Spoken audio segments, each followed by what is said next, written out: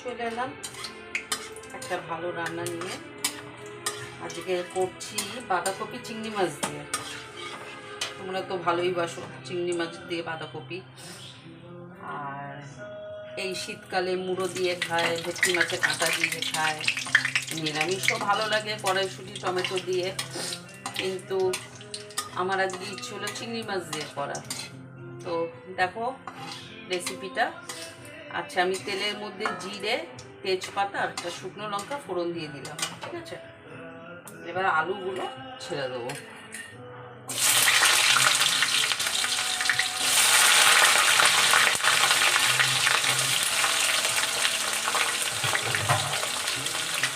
আলুটা যখন ভাজবো একটু নুন দেবো।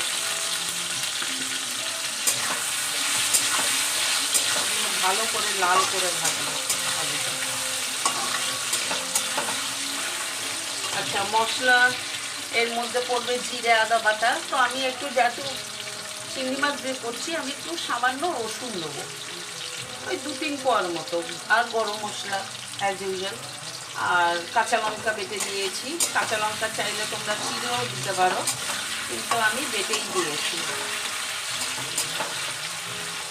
আলুগুলো খুব লাল করে ভাজা হবে। আমি এর মধ্যেই চিংড়ি মাছটা একেবারে দিয়ে দেবো। তবু একটা টমেটোটা দিলে ভালোই লাগে। এখন শীতকালে টমেটো দিয়েই বাঁধাকপির তরকারি খুবই ভালো লাগে।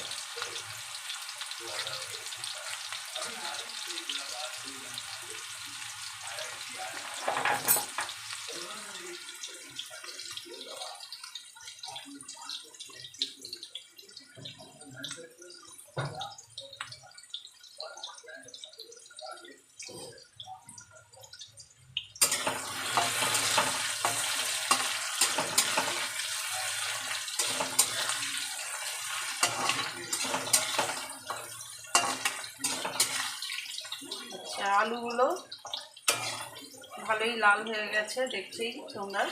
এরপর আমি এর মধ্যে চিংড়ি মাছ দিয়ে দেবো।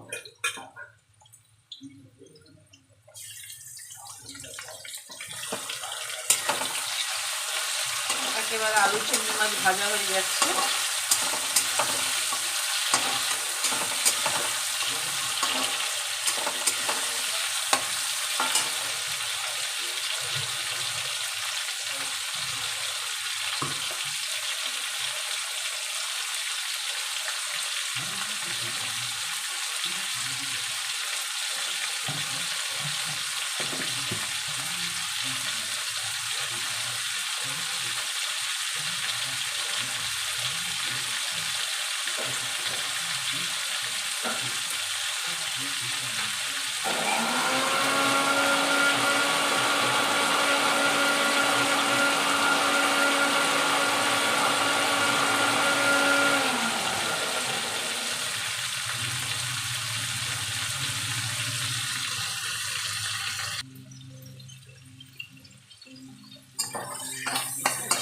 ভাজা হয়ে গেছে লাল হয়ে। এবার আমি মশলাটা দেবো।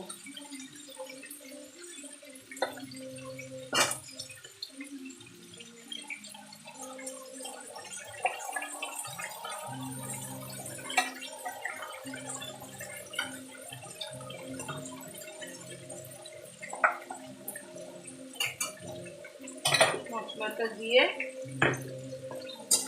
মশলাটা ভালো করে কষাবো। টমেটোগুলো দিয়ে দেবো।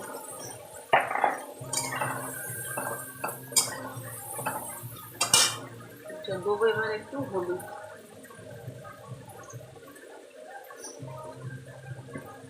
আচ্ছা, দেবো নুন, মিষ্টি।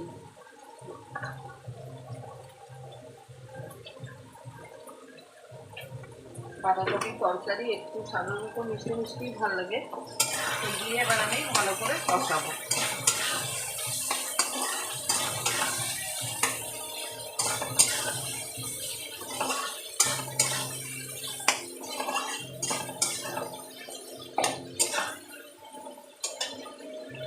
এবার বাঁধাকপিগুলো দিয়ে নেব।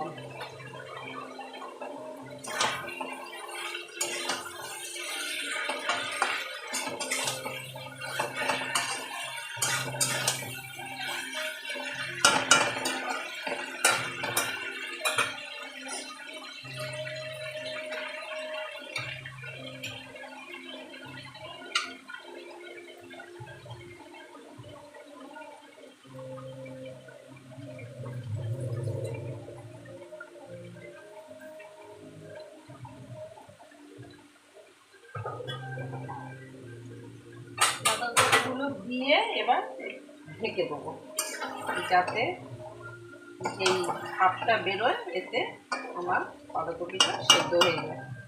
তো দেখো তোমরা বন্ধুরা, যতক্ষণ হচ্ছে,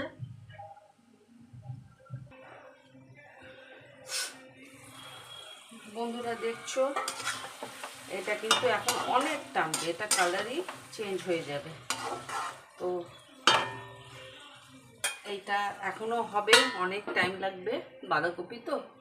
তো তোমরা এতটা দেখলে, বাকি যখন হয়ে যাবে তখন তোমাদেরকে একটা শর্টস করে আমি ইউটিউবে দেবো। তো পারলে ইউটিউব আমার চ্যানেলে ভিজিট করো, পুরো রান্নার রেসিপিটা পেয়ে যাবে। Thank you.